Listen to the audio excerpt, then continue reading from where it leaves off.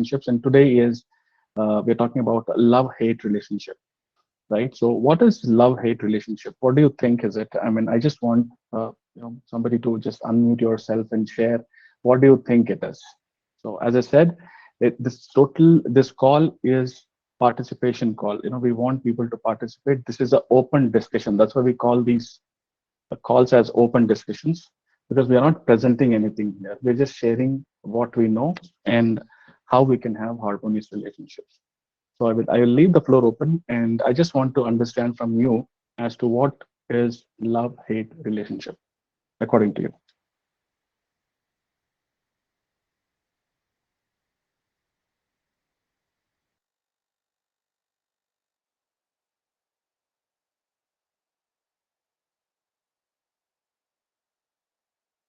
Okay. If no one wants to talk, let me start telling about what is this love-hate relationship. Basically, a love-hate relationship is one where both partners have strong feelings for each other, but are not very consistent in expressing them, right? So sometimes they behave lovingly, very caring and all, and some occasions they act like literal enemies. They fight with each other. So uh, couples basically who are in this love-hate relationship usually tend to speak little harsh words whenever they're angry, and which they actually don't mean. It's just that it just comes out when they're really frustrated or angry. And on some occasions, they cannot even stand each other and might want to end the relationship, which is not their core idea. So have you observed this kind of relationship in yourself or others? And there's a lot of inconsistency in their emotions. There are certain signs that suggest that you are in a uh, love-hate relationship. So what your take on it? Can you relate to it, and can you tell me, does it happen with you or with somebody that you whom you know?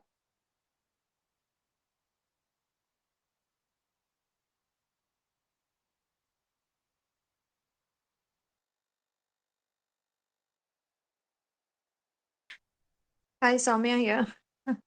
Yes, okay, go ahead.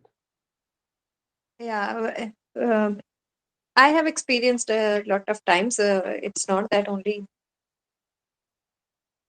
with the spouse or anybody, uh, with the parents also. Sometimes initially it has happened with me. Mhm. So I think this is a common thing. Everybody have their own take, and then sometimes due to the stress or working continuously for a thing and then not getting the help. Sometimes it happens. I think this love hate relationship is a common. When you explained the thing, I could connect with a lot of relations, not only with the spouse or kid. So I think this happens with normal person. Right, right. Anybody else would like to share?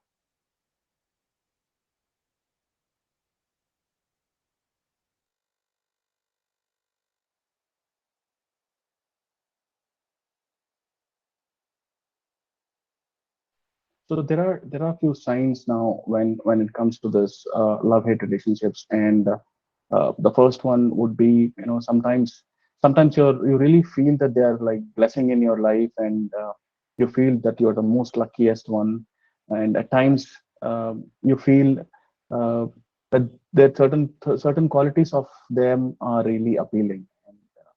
You may also love your partner because they're dynamic, and they have so many other good qualities and always helpful in your household chores and all that. Uh, at the same time, there would be some situations where you just can't stand them.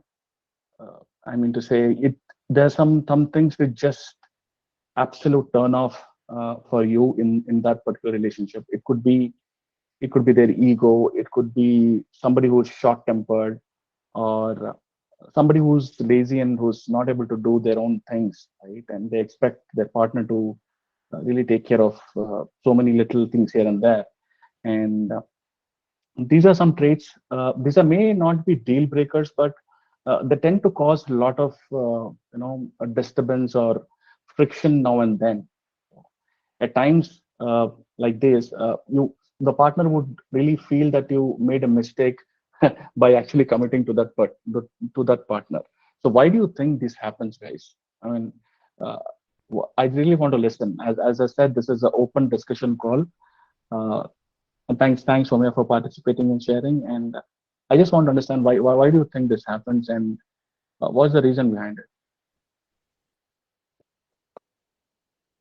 Sometimes it happens that we expect, I think expectation is the main thing. I understand. So sometimes we expect those things from our partner or any other, maybe kids also sometimes, because in the morning when we are doing something and we expect some help in a rush, maybe a small thing like putting the things in the packing the lunch box or packing those things when we are in a hurry. So I think expectations are the main thing.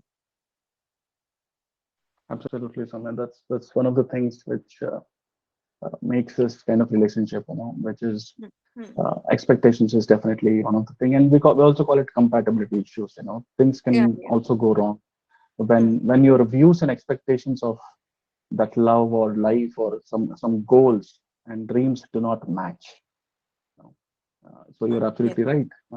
Expectations is one of the thing. And what else? What? Yes, Seema, you raised your hand. Yeah, so Go I ahead. think in the love and hate relationships, maybe it could be that um, uh, to me, if I understand, I think it would be like there are certain habits maybe that are annoying of a person that I hate.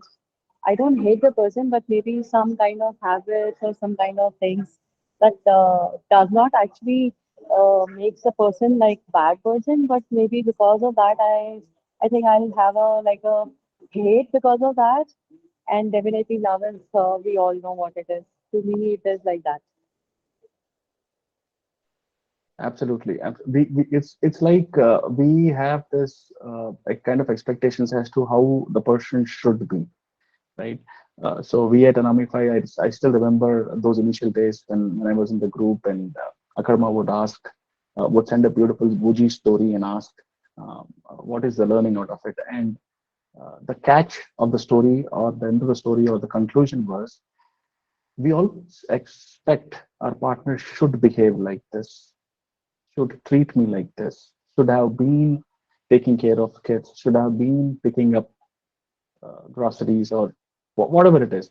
So the should word is really troubling in these kind of relationships, and we expect partners to behave in a certain way or be in a certain way, which creates a lot of problems, and that's one of the reasons which actually leads to this love-hate relationships. And the other thing which can be observed is this kind of control issues, right? People wants to control.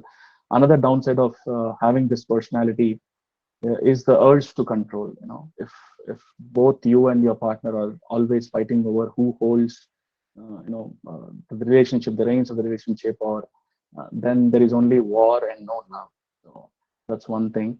And trying to be perfect is another thing which came to my mind about these kind of relationship. When you always find faults and want your partner to be perfect, right? And one thing you got to understand is we all are individuals, and everybody has, each one of us have brought up in different circumstances, situations, and people, right? And we all understand that at the age of 7, a child forms all the opinions, beliefs about anything and everything, whether it is money, relationships, and so many other things. So trying to perfect others but not oneself is one of the main reasons why these kind of relationships are developed, love hate relationships. When you always find faults and you want your partner to be perfect, and most of the time, as you all know, that when we show a finger that you're making a mistake, we forget that there are the other three fingers pointing towards us. So that's one other thing, and we never we just ignore our own flaws, and we always show our partner as what they're not doing correctly.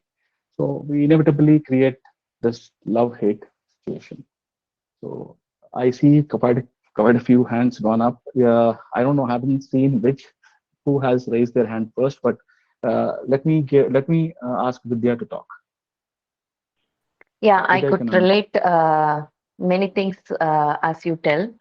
One of the reasons that I fight with my partner is professionally we don't agree on many things, and even Mhm. if we compromise on many things, we couldn't compromise professionally. We have our great egos coming out somehow. Right, right. Yes, absolutely, absolutely, Vinda. Thanks for sharing. Next, Seema, yes, go ahead.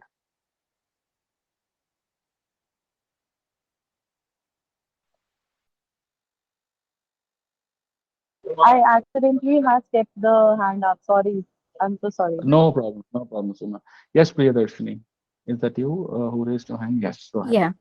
No, I mean, when we talked about it, expectation, that one word defines, I mean, everything falls within that. With maybe we can come up with various circumstances and everything. So when we talk about expectation, we put ourselves as a priority. That's why we think ourselves right, and we expect others to be aligned with us, as you said.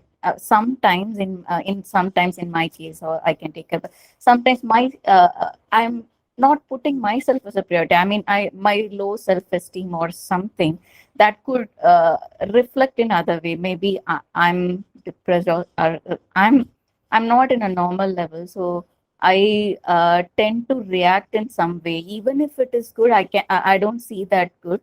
So sometimes that makes the relationship like I like or don't like. That's like my mood swings and my low esteem. So when I'm not putting in a good mental, I mean, when I'm not in good mental strength, or I'm not putting myself as priority also, I mean, sometimes this could happen. I just thought in that way. So Right, right, Priya. So when you said that when your emotions are low, when you have low self-esteem, when you do all that, so when you know that these things are affecting, what do you take? What steps do you really take to really have control over it? I just want to understand. no, I'm actually struggling. I mean, I'm just trying out different things. Sometimes few things never get out of the way. I mean, I need a logical reasoning to fill up that holes. So it could be sometimes it could be time, or sometimes some other priority work just take over, and I move my concentration over there so that it take back aside. But if it's something I'm keeping back aside, it always comes back. So I need a logical reason and to close up the things. So whichever it's not there, I'm not convinced, and it keeps come up till it automatically resolved, or I myself conclude in a way. So that could, I mean, so to put up in short, maybe time could be a reason, or I have multiple things I prioritize. I mean, a work that I prioritize. So those things make me move here and there, but few things I still it hold up always, and I'm not able to, I mean, because I'm every time I need a logical reason to fill up. So until I figure out, it's not happening. So at time a physical exercise or meditation, or moving my things, my focus here and there. So that's how I clear up the queue, I would say. So Okay. Okay. So you have given certain examples as you do this meditation or exercise or do something else. Are those things really helping you, Krishna? I just wanted to understand. No, it I is mean, actually because very, it's very difficult actually. I mean, talking with people really is much better than sitting on a meditation, because we am already loaded up, which I could never calm down my mind, maybe for some time, very short time. But a physical exercise, or talking to a loved ones, I mean, some of a friends or a family, or I mean, moving away from that, that helps better than the meditation. But I'm like, I'm forced to meditation, because many other things. I mean, it's not give a permanent solution, but everyone suggests meditation. So I'm going that path. I really don't know whether that suits me, but sometimes it suits. Maybe I think that I have to travel a long way in that path. Maybe something can happen, but I'm still trying on that only. That I want to say on this point what you're saying, Priyadarshini. It is actually what you have picked up is correct in the sense that both the things are correct. That most people will suggest you that the moment they will see you in this kind of state, they will suggest meditation. And the other truth is that for most people, it doesn't work also. Now, why is that the case? Uh, it is precisely that you are a logical, analytical person, and maybe people who are suggesting you are not like that, and for them it may have worked, or maybe it may not have worked for them also. Maybe they have not really tried it. They have heard from other people, and they are just passing on what they have heard. So many people are just good at passing advice which they have not really applied on themselves. They don't really know it works or not.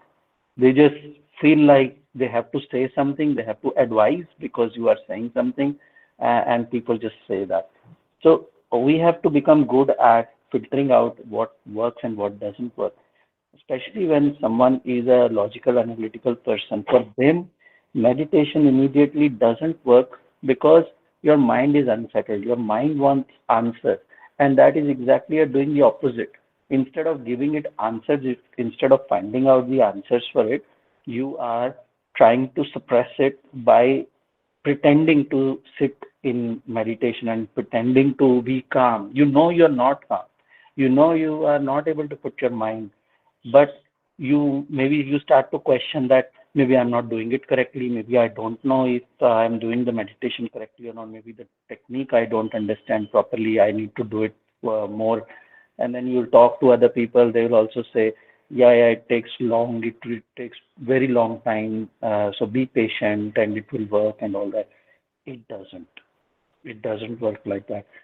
Things that you have to answer, things that you have to face. And only you can put your mind to rest once you have done the contemplation and introspection on it.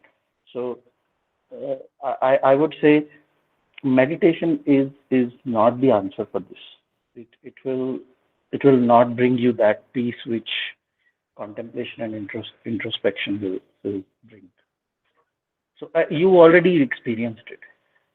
So my suggestion is just don't waste too much time on it. Yeah, yeah.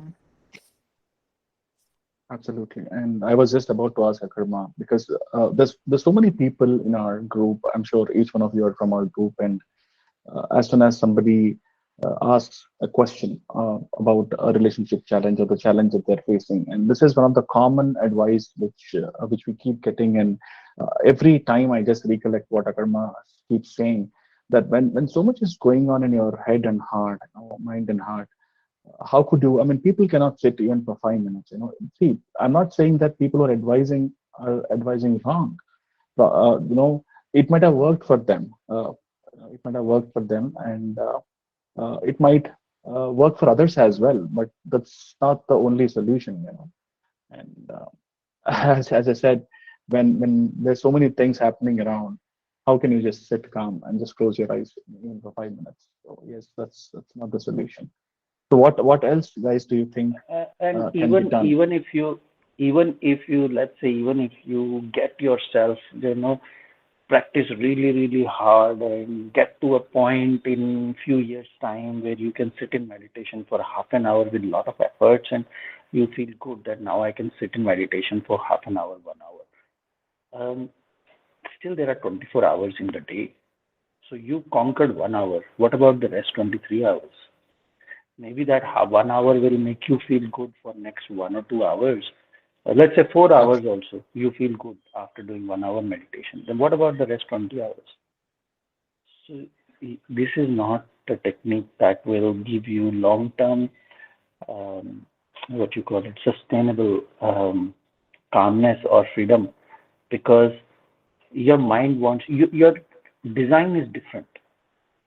Your design is different to others. Your design is the your path is the path of knowledge and analysis.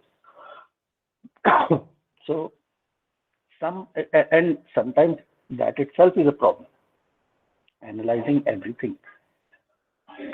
But this particular thing, this particular issue that we are talking about, that requires introspection. So only when you are able to do that, you can put your mind to a rest state at a certain level.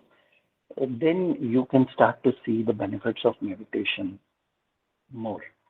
And one more thing to remember about meditation is the meditation techniques itself is not something to hang on to. Meditation, you might actually think that once my mind is calm, then why do I even need meditation?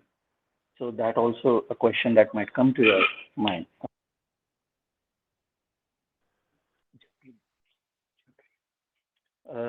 That also can come to your mind, and it's also a logical question, because the intention of meditation is to put you in a meditative state. So just doing meditation is not the aim. By doing meditation, you are learning to come into a meditative state. And if you can do meditation for half an hour and then be in a meditative state for 24 hours, that is the intention. Not otherwise, meditation itself becomes an addiction. Otherwise, that itself will become. It's like some people are addicted to smoking or alcohol, and some people are addicted to meditation. Now, if they miss 1 or 2 days, they just feel like I'm not feeling good. I didn't do meditation today and all that. So don't become addicted to meditation. See that meditation is a tool to bring you to a meditative state. And in your case, meditative state can still be achieved by reflecting, by contemplating. So if you can reach a meditative state by doing that, then you don't need to do meditative techniques, because you will still achieve the meditative state for 24/7. Tina's hand is up. Yes, thank you. Thank you so much. Seema, you raised your hand. Is it an error again? Yeah, I'm here, and I want to say that sometimes I write things, but that's again like a karma, and many mentors are saying it depends on a person's to person's situation. So when I said meditation, very correctly, a karma has said that it won't help you unless the inside thing is silent. Meditation is good when you maybe having already the issues you are going through or something. That's true. If you go and sit in the meditation when you are having so much of things going inside and you want to sit in silence, that won't happen. In fact, the mind will start talking more. So, yes, meditation helps. Sometimes it's good to just do. And when I spoke about meditation, so it was like more of sitting in silence for some time and going through introspecting whatever is happening. So when I said sitting in silence, it used to help me understand what is happening. Sometimes because I had anxiety issues, so sitting in silence helped me. So that's like not an addiction, but that's my habit that when too much of things are happening around me and I'm not able to figure it out, then maybe I like to just have my space where I can sit down and just contemplate that what is happening actually. So yeah, it will work for somebody, it will not work. And it's better to actually go and introspect inside. Um, Even if I've done NLP, so some tools of NLP has helped me.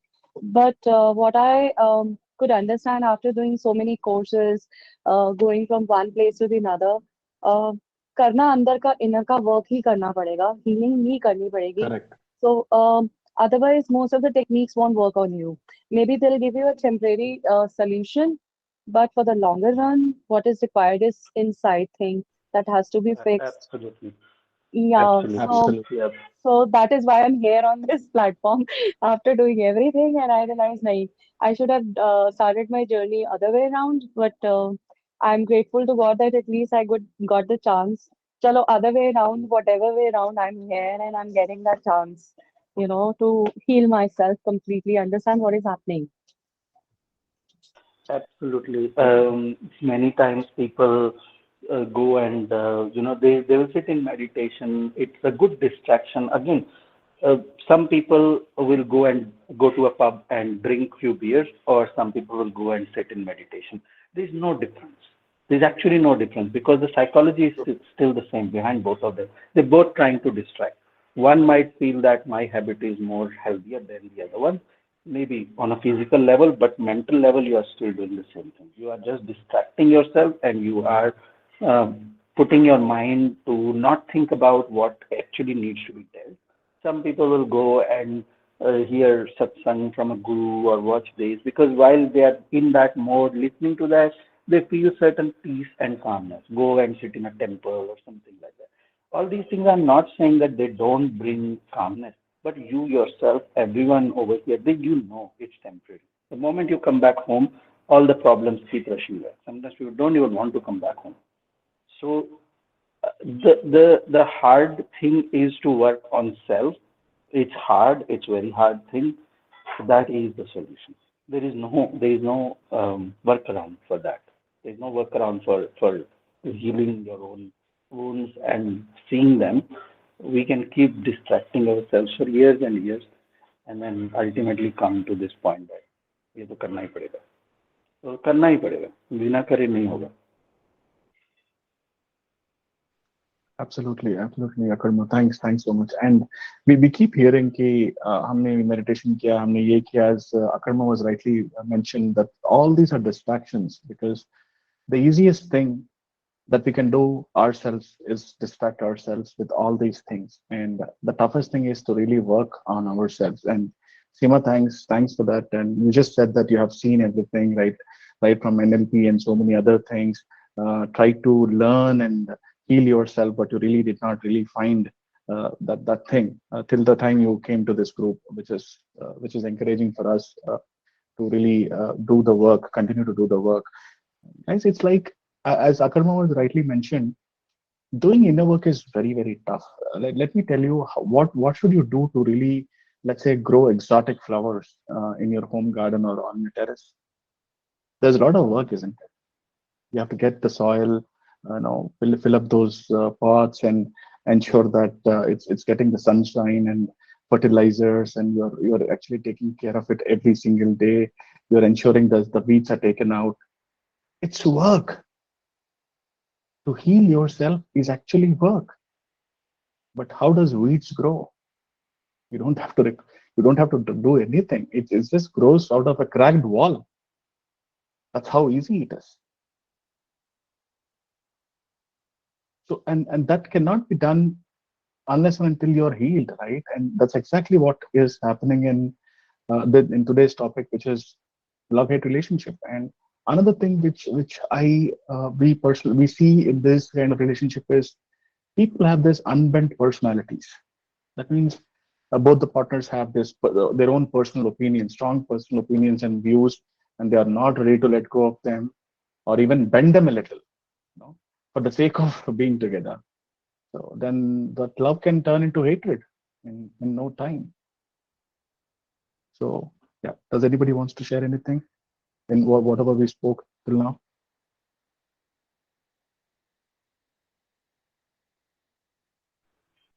So yes,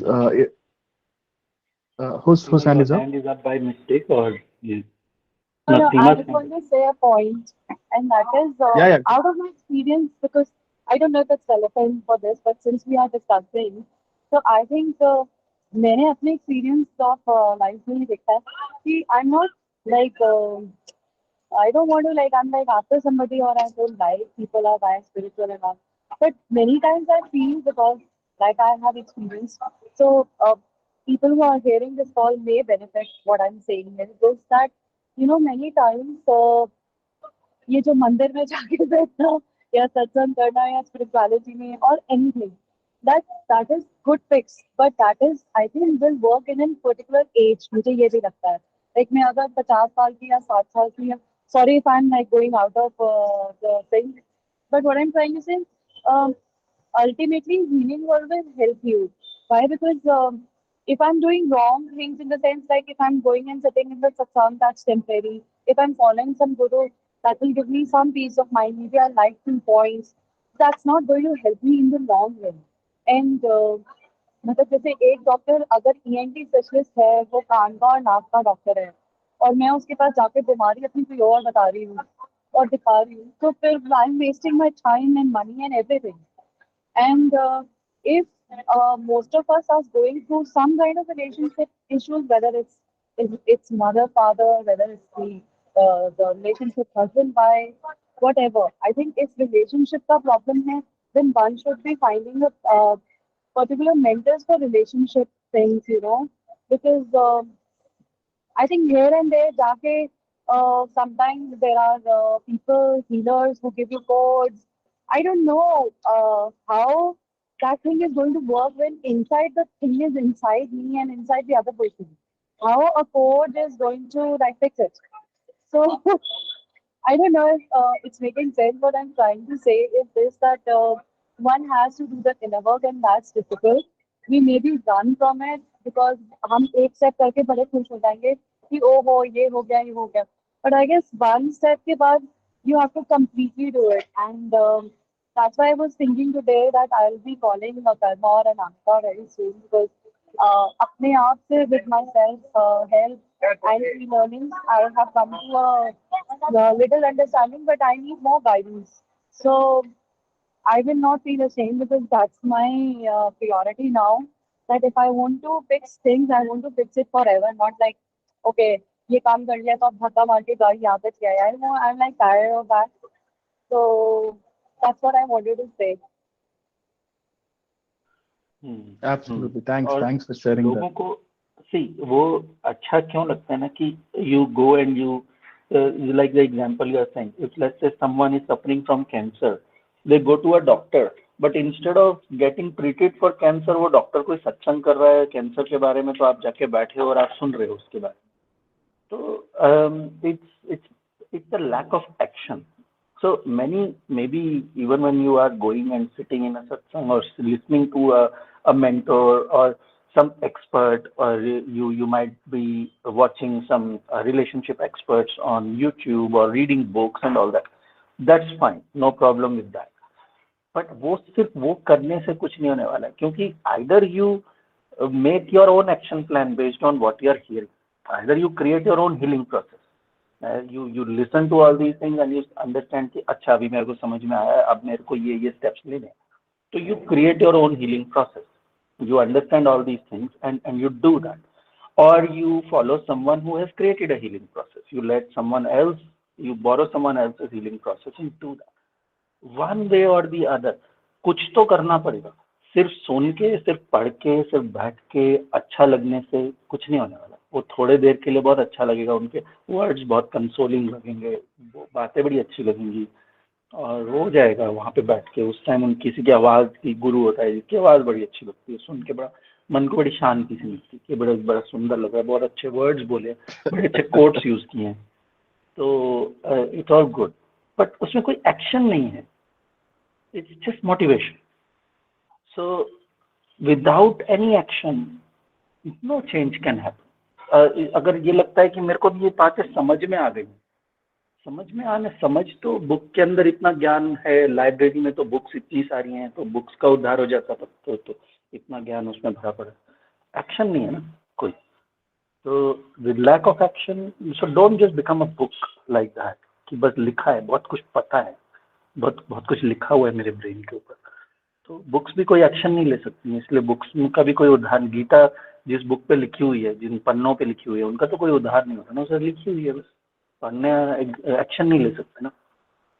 तो don't become that, don't become a book, so take action.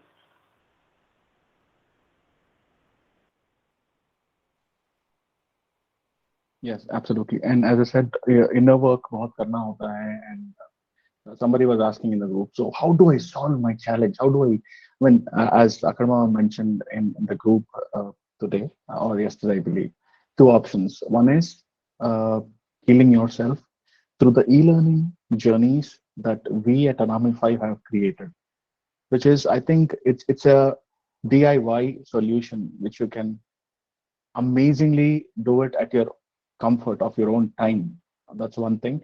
And the other most important thing is private coaching, right? When you really want to heal yourself and you want to have those conscious relationships around with people. Uh, so there was this woman who got, recently a clarity call. Before that, we was just having this call, and she said, Kumar, I have been to many places. I've been to a therapist, but somehow I did not really find any solution, or it's just it didn't feel good at all. And you know what? It's not to brag about the coaching thing, but in the clarity call when we had with this woman and for like 2 hours, and at the end of the call, she said, I think after so many years of uh, ups and downs in her relationships, she said, today I can go to bed and sleep well. And isn't it amazing? I mean, that's why Akarma keeps telling in the groups as well, or we keep telling that अगर books और किताबें और YouTube videos सब कुछ है internet में, isn't it? You can learn anything and everything, right from playing guitar to doing everything. But you cannot do certain things on your own. You need experts' help, right? You need right guidance. You need that step by step. Step one ये होता है, step two ये, step three ये. That's what is missing, and that's where people are really suffering to make that change. And there are many people who are ready to give advice. I mean, I see somebody pinging me in private from the group and say, hey, Kumar, I know the solution. Can I answer? I said, sir, advice देने तो बहुत लोग आ जाते हैं. It's not about giving advice. It's about giving the correct solution to the current problem. Understanding. पहले सुन तो लो. वो बंदा है, बंदी क्या बोल रही है ग्रुप में. When somebody asks question, people just jump and give their advices, which is not that great. I mean, they can really understand and ask more questions to understand what the challenge is all about. So let's come back to our today's topic of love-hate relationship, and the ways to deal, I think, is first clear out your thoughts. I want to add Yes. one point in that love-hate Yes, relationship part, that one of the reasons which we have also explored from talks to our clients and discussing with people, one of the things love-hate relationship factors are when someone has a lot of fear around the relationship. So they have a bond with the other person, and although there may be a lot of love in it, that's not the problem, but the love-hate relationship is more about when the other person is fearful of being left alone or getting abandoned in the relationship, and those kind of thoughts that are coming. So insecure attachment style, having that, like being a fearful avoidant, or those elements that are there. So our insecure attachment style cause this problem. So I know one person who used to be, so there was this love-hate relationship in the sense that she would want the guy to show love and care and want to come, but as soon as the guy would come closer and start doing that, she would start to run away. She would start to get scared by that, the kind of commitment that it is required. So on one hand, she wants this. On the other hand, she doesn't want this when the guy comes closer. So this just keeps going on, like a yo-yo. You have to come close, then go away. So push and pull kind of a relationship that keeps happening because you want this, and then as soon as you get it, you get scared by that as well. That you feel that the other person is expecting this, or you are afraid to commit and all that. So some of those factors also come into picture, that we are not ready to commit, although we want it. We want the other person to commit, but we are not ready to commit. We have heard those kind of conversations also from our clients, where the one person wants the freedom, wants to have the freedom in the relationship, that although even if you are in a relationship, then you still want to be free to explore. But then at the same time, they're not okay if their partner also does that. So then it creates that love-hate relationship between two people, because what you are expecting from your partner is what you are not ready to give to your partner. So I just wanted to add that. If anyone has experience around that, then they can share that. If any of this resonates with anyone. Yeah, there was something I wanted to add to what Karma just said. So I just wanted to bring everyone's attention to this, the name of the relationship, which and why we call it a love-hate relationship. So Kumar already discussed what it looks like and what are the signs of being in a love-hate relationship. So once upon a time, there was this guy I had started talking to, and I guess we had like 3-4 calls, and I guess in the second call itself, I told him that your and my talks are going on as if we are in a love-hate relationship. So what had happened at that time was that we thoda bhi na jaye, raha bhi na jaye. So we would continue to talk to each other, but every time we would talk to each other, we would just like repel each other, and that repulsion is not just कि ऐसा कोई a small repulsion, because hate, if we look at both of these words, love is a very strong emotion. I'm just talking in terms of emotion right now. Love is not an emotion. That is what I say all the time. But for the sake of this conversation, let me say that love is an emotion. Love and hate. The word hate and the feeling of hatred. So it's a very, very intense emotion. So that I realized it in 3-4 calls with that guy over a period of like 1.5 months. That much we talked, but we would always keep texting each other. Okay, this will not work out. And then I backed out, and then we just, after a period of time, stopped talking. And then I got into, understanding why this happens and what would be the reason behind this, something like this. So the reason being, most of the love-hate relationships are codependent relationships. Like Akarma already touched the topic of attachment styles. So in fact, people who fall in the category of insecure attachment styles, it's very inevitable for them, for most of us, to get into codependent relationships, or not get into relationships at all, keep running away from it, whatever being the case. But love-hate relationships, because they're and I'm assuming that if it is a love-hate relationship, an actual relationship, that means it has been continuing for some period of time. And if it has been continuing in some period of time, and there are these intense emotions where love turns into hate and hate turns into love, and this is like a continuous ongoing process that every day this is happening, then there are two things which we really need to pay attention to.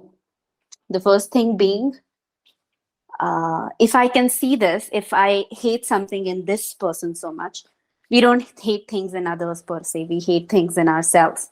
But let's say, even if we observe that and we realize that, and we still continue to be in the relationship, we need to really ask ourselves, why are we still in this relationship? Right? So that is the first category. The second category of people is, if there's a lot of love we see, and there are a lot of ups and downs, then we really need to see that what do we need to do about this in the relationship? Is it even possible for us to come to a point where we can come to a healthy conclusion? Because if neither of these things are happening, then both of these things point out that we are stuck in some place. So something within ourselves in the relationship which we are not ready to see, because it's not very easy for humans to go from one intense emotion to another. And yes, and another point is that, am I addicted to intense emotions? Do I actually like to be in these intense emotions all the time? Am I doing it on purpose? Maybe subconsciously, but do I enjoy, moving from turning hate into love and then love into hate, because that is what gives me an adrenaline adrenaline rush, because normal softer emotions don't feel anything to me. So in these were the few pointers which I got from my own experience. I have not actually experienced a love-hate relationship as in terms of a relationship. But if that one case I'm talking about, if that had turned into a relationship, it would have been like this. So that's from my story. Over to you, Kumar. And anybody Thanks. else? Yeah. Anybody else would like to share anything? Okay. Now, Akarma was mentioning about attachment styles, and Namita was mentioning about something else. And if you people don't know what are these attachment styles, what is this all about? Let me tell you, there are two kinds of attachment styles. One is secure and one is insecure attachment, right?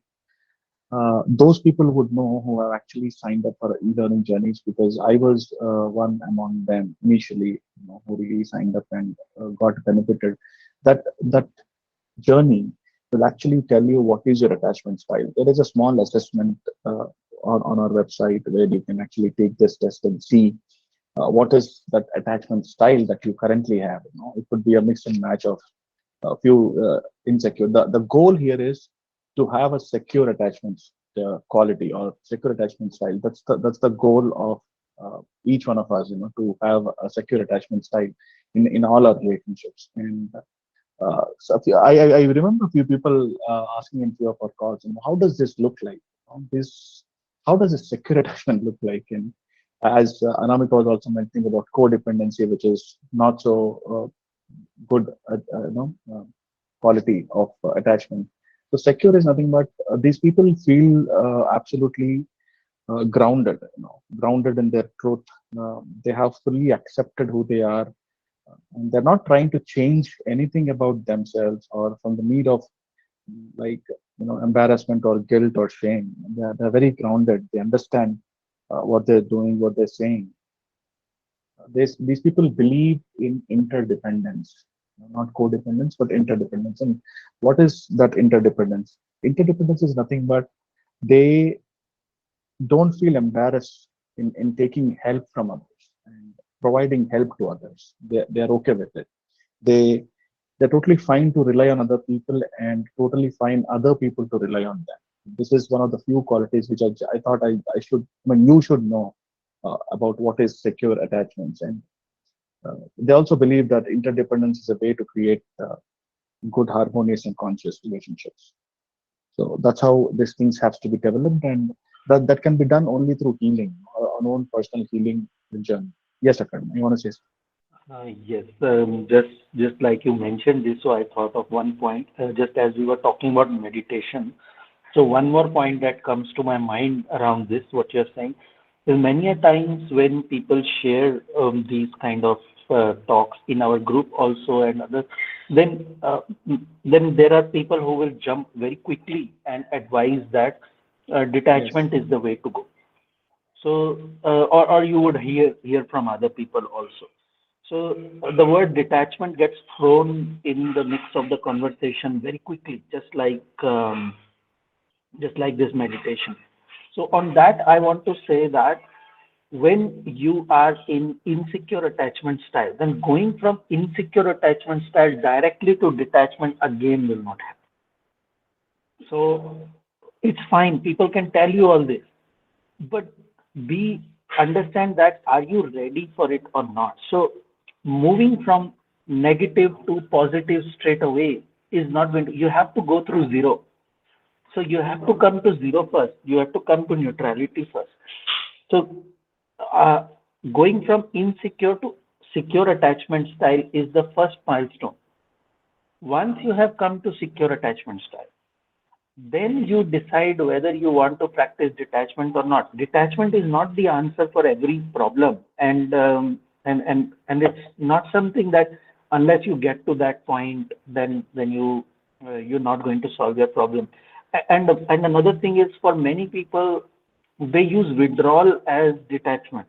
For them, withdrawing from something or not getting engaged, ignoring something is what they are calling detachment. Then again, that's not detachment. So even if I ignore all the wrong definitions of detachment and I only talk about the right definition of detachment, then going from insecure attachment style to detachment is not the process. So first, move from insecure to secure. Fix the attachment style first. Still practice attachment style only, but at least secure attachment style. And once you reach that point, then you can see that do you want to explore detachment or not. Maybe if that is not for you, it's not for you. It doesn't matter. You don't have to practice detachment. But I just want to say this because we were talking about meditation also, that all these advice people just throw without even understanding the situation of the other person, where the other person is the other person capable of doing that right now or not. Nobody understands, nobody tries to clarify these things. They just throw all these advices and throw all these words at you. So filter those ones out. Just understand what is it that is right for you, and what kind of advice to take and what kind of advice to leave. So I just wanted to say that. Absolutely, absolutely. And I wanted to ask a question, but let me give Seema an opportunity. She raised her hand. Seema, yes, go ahead.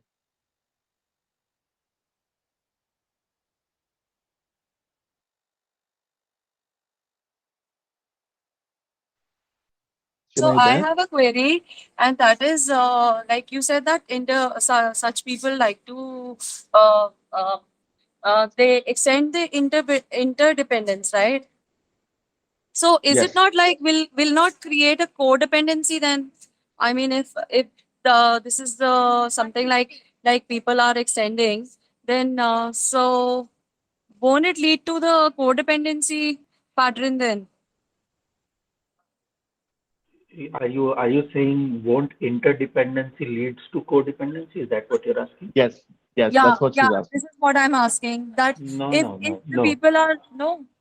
no. No, Interdependency no. and codependency are very two different things. If you actually fully understand what interdependency is, then it is a solution for codependency. So how will it lead to it? Yes. So it's like saying that if I take this medicine, then wouldn't that lead to the disease? No, it's No. the medicine for it.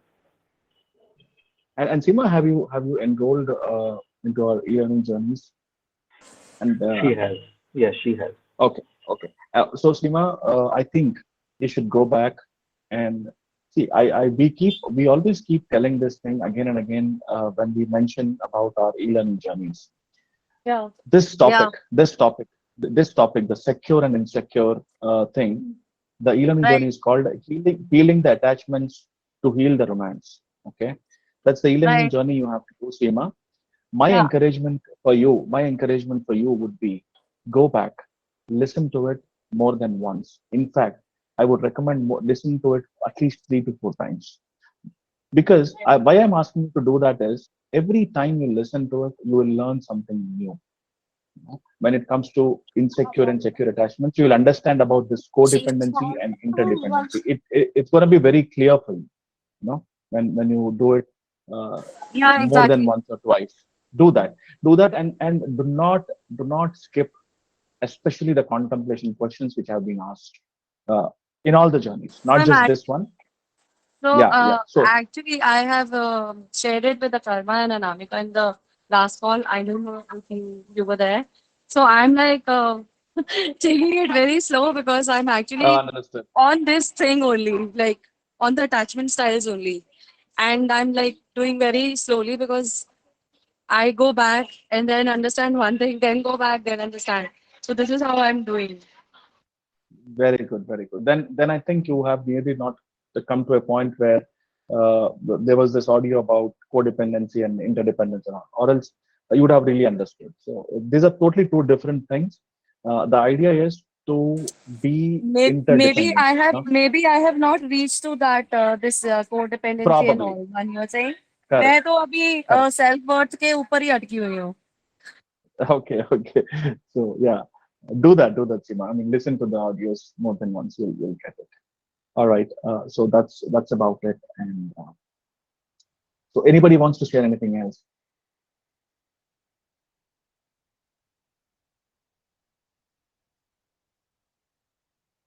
So these are some amazing journeys which we have created as do-it-yourself thing, where people can do it at their own time and leisure and really contemplate on the questions that have been asked. And every time that people have done this seriously and with full commitment, they have found the results. And I'm one among them who have really taken it very seriously, because I really wanted to heal so many wounds which were created in me and my relationship. So that would really help. So basically, yes, this is that was today's topic about love-hate relationship. Uh, and first of all, you got to understand as to why you behave the way you behave. You know, understanding self is one thing. That's why we keep telling people as to do these attachment style, do these e-learning journeys courses, which are so easy to really consume. You know, it's just audios, you know, and you can just do it while walking or just before sleep or doing whenever you want. That will really help you. So any questions, anybody? And Akarma, I really wanted to ask one thing. Today there was this discussion happening in the group, and people were talking about when somebody has some challenge. I really don't remember what was the question, but somebody was suggesting do NLP. You will find the solutions. I really want to throw you to throw some light on what is NLP and does it really help, and how can, I mean, is it like a DIY, or अगर काम करता तो why people have challenges? I mean, I just want to understand from you so that when people listen to this recording, they get the answer as well. Yeah. So in NLP stands for Neuro Linguistic Programming, and in coaching, especially, we use this when as an intervention tool. So NLP itself is not a technique; it is a group of techniques. So many techniques together are called NLP. So it's not just one technique; there are many of them, and we, in our coaching work, we use this for intervention, especially when someone has gone beyond the point of conversation. So many a times we come across, okay, bit of a background is just like any addiction, food addiction or alcohol or sex addiction, smoking, all these addictions that we know, these are tangible kind of an addiction. Like we know these are substance addiction and all that. Same way, many a times our behavior also becomes addiction. So someone understands that this is how they react, this is what they do, they fully understand it. But when a situation happens, they cannot react differently. So we term that as addiction. When do we term that as addiction? Is same way like someone who is alcoholic. Their kidneys are failing, their liver is damaged, and everything. The doctor has told them that it is very bad for you. You leave it. They themselves know that it is very bad for me, and I have to leave it. But the moment they see a bottle of alcohol, they just cannot resist. They have to drink it. It is that. Like someone who's addicted to cocaine, they know what it is doing to them. They know it is very dangerous and very bad and all that. But the moment they get it, they just have to have it. This is what we call addiction. Same way, sometimes we get addicted to certain behaviors also. Certain way of talking, certain way of responding. We know it is damaging. We know every time we do this, we repent on that, we resent on that, we feel guilty, we feel ashamed, we feel all that. But then next time it will happen, we'll again do the same. No matter how many times someone has brought this to our awareness, no matter how much we are aware of it, the moment it happens, we just react. So it's like a autopilot. We just go on an autopilot. The moment a trigger happens, we just react that way. All the knowledge, all the self-awareness, everything just goes out of the window, and we just react that way. So when that happens, then we term that as addiction, because it is same as that. And when we hit that when we are doing coaching work with someone, and when we hit that point, we realize that this is not something we can resolve by coaching. This is not something we can resolve by bringing a different perspective shift. Coaching is about perspective shift. Coaching is about having a conversation with another person and showing them that they have other options also. They can think like this also. These all these. So this is where coaching helps. But this person has gone beyond that point. So they are on that. This is where we use NLP because these techniques work directly on the subconscious mind. It bypasses the conscious mind, and there is no conversation required. There is nothing. There is no such thing. It's a very different thing altogether. And we just go straight and we talk to people straight away in that manner. So these are some of the things where um, NLP can help in terms of phobias. Phobias related to, so phobias could have originated because of, let's say, maybe sexual abuse would have happened in early childhood. And now the person, although it happened many years ago, maybe the person was 5 years old, 10 years old. So maybe the memory is not that fresh, that all the details are not that fresh, but their subconscious has learned something from that experience. Their subconscious has learned a certain behavior, and now their life is getting run by that. So every time they come close to someone, they feel that this person is one of our clients that we were talking to.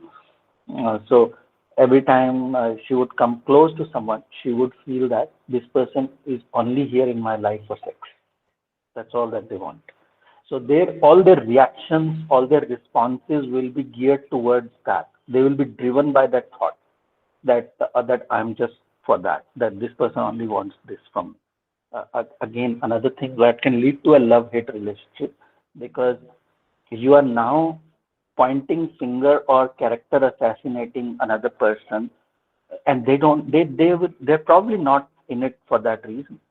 They may belong to a very good family, respect women, and have have never thought like that. But the moment someone suffering from this kind of thing will talk to that person that way, they will feel attacked. They will feel that you are insulting them. They will feel that that you are pointing finger or character assassinating them for no reason. They've not done something like that. They've not even thought doing something like that. But then because you are coming from those kind of responses, you will feel. So these are some of the situations where we tend to use NLP to intervene, because it's beyond conversation. This is nothing we can do in terms of coaching, traditional coaching methods as such. So those are there. Then obviously other kind of addictions like smoking. So what will you do? What coaching will do to a person who's smoking 4 packets a day and knows that he's developing cancer or can develop cancer, and he's got emphysema and knows that? What will you tell a person who's smoking 4 packets a day that he already doesn't know, and he still smokes? So this is where NLP comes into picture, because these people are beyond that. They want help, but they can't. The grip of that addiction is so much that the moment they see cigarette, the moment they see alcohol, the moment they see this, they just don't have control over themselves. They just have to have it. So these are some of the situations where we use NLP. Right, right. So, guys, as somebody said, use NLP. So, NLP is not some like 𝗕dzie CD where you just hold it and say, okay, my relationship should change and it should be healthy and all. So, it's actually work. Again, I said, if you want to heal yourself, there's work to do. That's why so many people they really don't want to really work so much on themselves, and they continue to have same kind of relationships. If you keep doing the same things, you keep getting the same results. Then that. Yes, Iman, you raised your hand. Yeah, so I'd like to apologize. Maybe my message has gone altogether very differently on the WhatsApp. When I said, I think it was Neeru or Neetu, when we were having a conversation, ongoing discussion. So when I said that NLP will help, my only thing regarding NLP was that I learned NLP say because coaches and all do need to have a disciplined life, and many of us also. So NLP say I could only cure my phobia of lizards, and this one thing, that is 5 a.m. club. These two things that I have picked up, but I never meant that it can heal my relationship things. So I'm sorry if it has gone in a No, different way. no, no, no, no, no, NLP, no, yeah. Chimera. The reason I brought this up on this call is to I want others also to know as to what NLP does. From expert like Yeah, Akarma, yeah, who has yeah. been using it, who has been using Okay, it. okay. So So that's I the could only cure intention. my phobia of lizards. Okay, I had a childhood say phobia of lizards, and I could cure that. And then I like this 5 a.m. club thing from NLP, but definitely it could not help me with my inner work. It could not help me with the this relationship things. So that's why I said that Yes, yes. अगर मेरे को problem relationship की है और मैं NLP करने जा रही हूँ, which is a good tool for the coaches. I think it's altogether a complete different platform when it comes for. Unless the example that I gave you, that one of our clients was struggling with the fact that so relationship issue, in the sense that every time the guy would come close to her and show some love and affection and all that, she would get triggered by thinking Yeah, he only wants sex from me. yeah, So right, so that right. again, so that thought was creating relationship problems. Okay, That okay. thought was creating a tussle between them, because it will just create arguments and fights, because now the person will feel attacked for no reason, and she wouldn't know where this is coming from, why I'm having these thoughts. And but the thoughts were genuine, the thoughts were real, and she was getting them, so she can't ignore them also. And so that's where we used NLP to get her out of that. Um, but yeah, where inner work is required, definitely, yeah, we cannot just bypass this and just say NLP as such. Again, it said that although वो कुमार बोला जादू की छड़ी, actually में वो जादू की छड़ी है, लेकिन वो जादू की छड़ी बहुत कम, बट स्पेसिफिक केसेस में वर्क करती है. Like I've got, I know, and there was one client who was addicted to Coca-Cola. 38 years का था वो, 36 years से Oh, Coca-Cola पी रहा था. oh, बाप रे बाप. And so when he was 2 years old, his parents started to give him Coca-Cola. And now at 38 years old, this is almost 6-7 years ago I'm talking about. So at that time he was 38 years old, and 36 years he was having Coca-Cola. Every day he would drink 1.5 liter bottles, two of them he would drink every day. तो वो देखते ही उसको, उसका हाथ सीधा, जैसे वो bottle को देखेगा वो रह ही नहीं सकता था उसको पिए देना. It's just no control over it, and he had to drink it. He had two young kids, and he was very worried. He developed diabetes in early age, and he was overweight and everything. He was very worried about his situation. And that's when he, so NLP तब work करती है जब इंसान rock bottom hit कर देता है, जब उसको पता है कि अब मेरे को ये छोड़ना है, right? Even smokers who smoke 4 packets a day, if they are not ready to leave it, NLP will not work. So the person has to come True. ready, thinking कि अब ये हो गया, बस अब मेरे से नहीं छूट रही है, and I want to get rid of it, help me. So the person has to come, like literally they are like on their knees कि मुझे बचा ले, मेरे से ये छूट ही नहीं रही है और मुझे नहीं चाहिए. Then NLP works. और that session, so अब NLP का जादू ऐसे चलता है ना कि actually it works in 2 minutes. मैंने उसकी 38 years की आदत को 2 मिनट में छुड़वा दिया, लेकिन ये इतना मैजिकल है कि लोगों को विश्वास ही नहीं होता इस चीज पे. And because they don't believe in this, they keep looking for ways कि ये कैसे वर्क नहीं कर रहा होगा.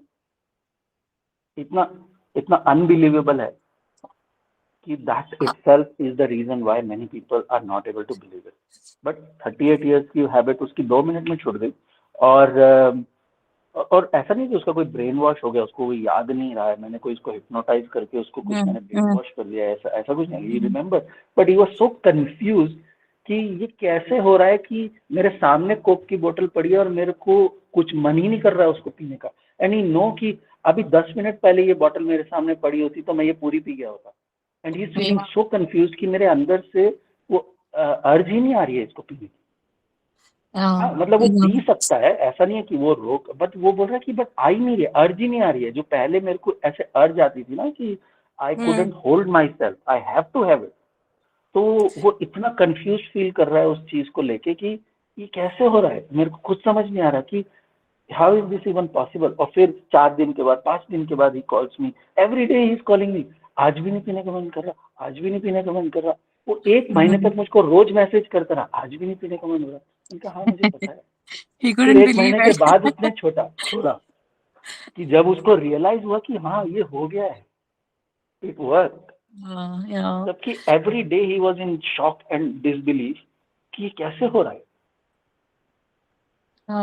I know. I have a question regarding the narcissism. Like we had a call on the narcissist, right? How they are, what Yes, it yes. looks like. Yeah. So when I was listening to you right now, abhi in a few minutes back, you were saying that love hate relationship mein there are times where people doesn't want to see they have a like a personality or a face to show to the society where even if you go and tell them that this is wrong, they feel very offended about it, ki how I'm not the one who's characterless or something like that. So I have met somebody like that. Now I'm confused in one thing. So what is the thin line between the narcissist and then this love hate relationship? Like if it's like coming out of some kind of a personality or identity, like or some traits, like how can one differentiate that this is like a narcissist and this is something like this?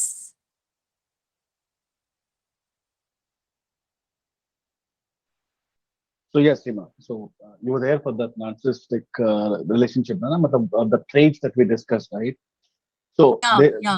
see, let me tell you, narcissistic traits are there in all of us. In all of us, somewhere here and there, small bits and pieces.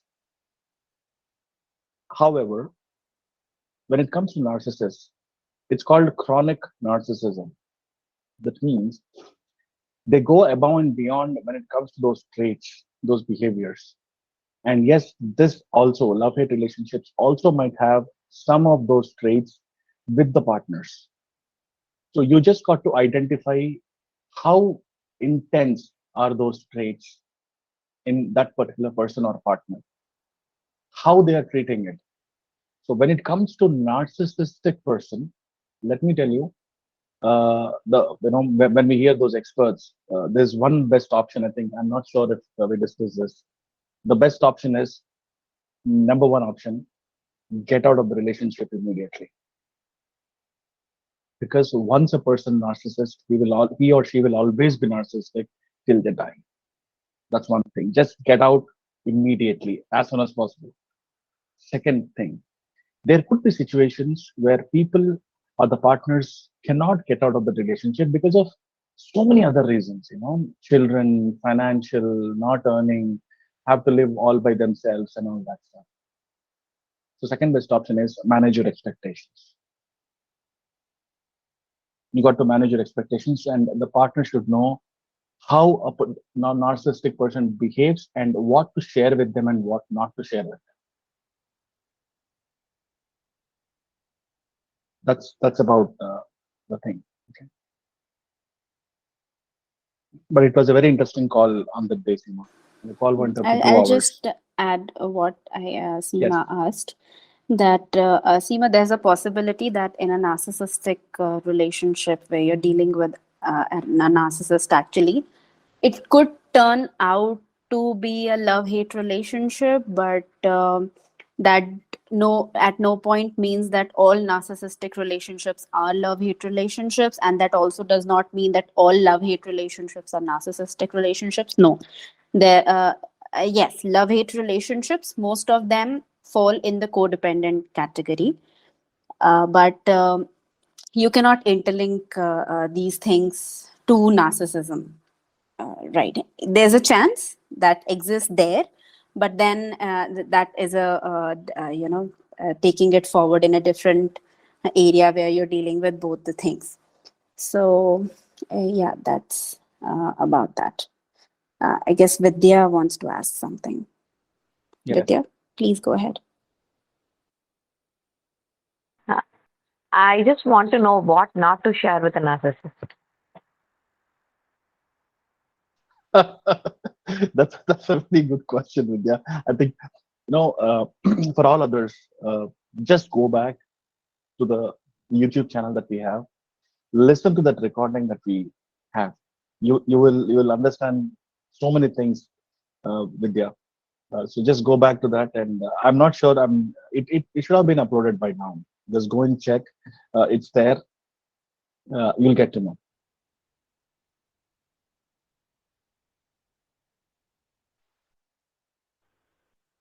One other aspect of love-hate relationship I want to also mention is people who are experiencing twin flame connection.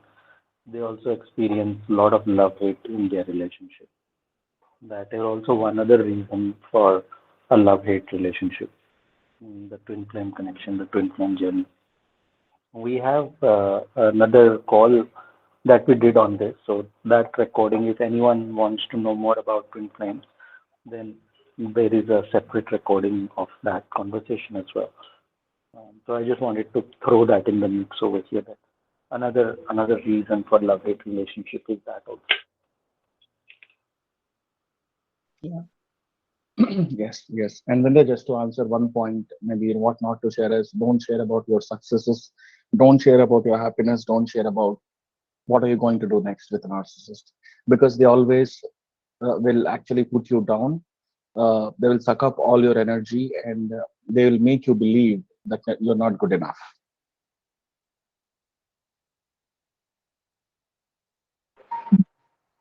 Thank you. Yeah. So there are many other traits which we might not be able to discuss in this 1 hour call, but that was a good question. I think you should go back and listen to the recording that we have in our YouTube channel. All right. Anybody else has any other questions that you can ask? And I'm just not related to the topic. It can be anything, as we have everybody here. Any questions? Anything that you want to talk about? Anything that you want to ask? Because we are already 1 hour up. Usually this is just a 1 hour call, but we tend to go a little overboard. But any last question? One last question before we end this call. What is the attachment style in love-hate relationships? Like, what kind of attachment style leads to such relationships? So, Seema, that's a good question. I would say you would answer this in our next call when you are done with that e-learning journey. You yourself Okay. will answer. You yourself will come and answer this question that you asked today. So I will leave that to you to really explore as to what is the style, attachment style. Okay. It's a good deal.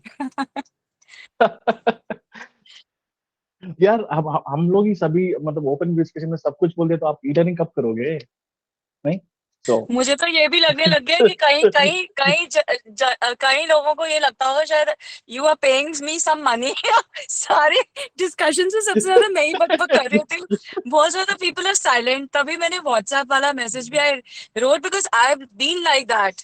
I mean going from one platform to the another, just silently, just reading, not understanding. So I want people, if they're joining something, then please participate also, because this is how you will be able to benefit out of it. Either ask, read, मतलब silent रहो, लेकिन वहां जहाँ पे मतलब मुझे ऐसा लगता है Absolutely. like you've given us such a beautiful platform to ask anything and everything, and it's such a secure place where nobody's going to judge you. You can write anything, Yes. like Yes. anything. Absolutely, Sima, you're absolutely right, and that's what Karma mentioned in the group also, right? He don't look at the topic of our weekly call, Wednesday, Friday, or जो भी Sunday होते हैं. Just join, because I think I'm the only person from the group who joined almost all calls from last 2.5 years. 2.5 years. Maybe I missed couple of here and there, and just by attending these calls, each one of you whoever are there right now can learn so much. Just I attend totally agree these with calls. you. Every time these calls, by hearing the discussions, the questions, the answers, it's every time, maybe the topic may be same, but every time it's very different. Even I'm trying my best because it benefits a lot. Hearing these calls, it gives me more learning, in the sense that sometimes I don't get the time to sit back and just read something. But these calls, at least you can, these interactive calls, I like to have interactions, like it makes me understand better. Absolutely, absolutely, Sima. And let me tell you, I've been part of many WhatsApp groups. Okay, many WhatsApp groups. I've been a professional speaker.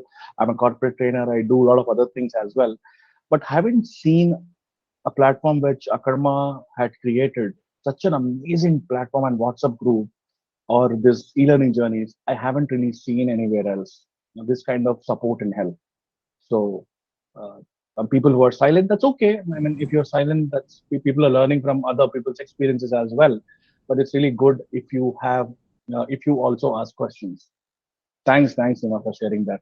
All right, anybody has anything else to say or share? If not, we'll just end the call today, and we can meet again on Friday.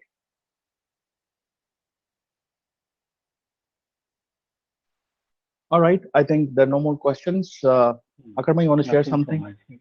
Yeah. Oh, okay. All right. Thank No, you so much I'm for saying everyone. nothing from my side. Yeah. Okay. Okay. Thank Bye, you, Thanks everyone. everyone. everyone for Bye. joining. Good night. Thanks. Bye Thanks, bye. Good night. everyone. Good night. Bye bye. Thank you.